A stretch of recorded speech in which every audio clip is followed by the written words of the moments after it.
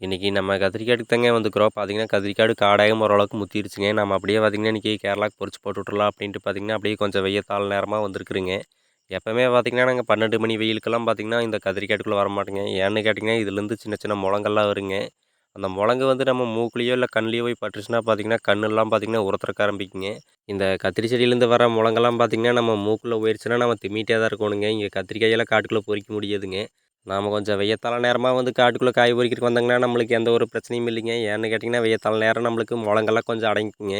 2வது நம்மளுக்கு பார்த்தீங்கன்னா, பொழுத நேரம் காய் எடுக்கிறதுனால நம்மளுக்கு கேரளாக்கு பார்த்தீங்கன்னா, மறுநாள் தான் போய் சேருங்க. அதனால நம்மளுக்கு கேரளாக்கு போகிற காய் கொஞ்சம் ஃப்ரெஷ்ஷா போய் சேருங்க. ஒரு சில காயெல்லாம் பார்த்தீங்கன்னா, செடியிலேயே அழுகி பார்த்தீங்கன்னா, கழண்டு தன்ன மேல விழுந்துருதுங்க. அது பார்த்தீங்கன்னா, வெயில் சூடு அதிகமாக்கிறதுனால தான் பார்த்தீங்கன்னா, இந்த மாரி அழுகி போயிருதுங்க. இந்த கத்திரிக்காய் பார்த்தீங்கன்னா, பஜ்ஜி போடுறதுக்கும், பொரியலுக்கும் பார்த்தீங்கன்னா, கேரளா எக்ஸ்போர்ட்டிங் ஆகுதுங்க. நம்ம ஊர் சைடெல்லாம் பார்த்தீங்கன்னா, இதை வாங்க மாட்டாங்க. இந்த வீடியோவை இதோட முடிச்சுக்கிறேங்க. உங்களுக்கு விவசாயம் பிடிக்கும்னா மறக்காம நம்ம யூடியூப் சேனலை சப்ஸ்கிரைப் பண்ணிட்டு ஒரு லைக் பண்ணிருங்க.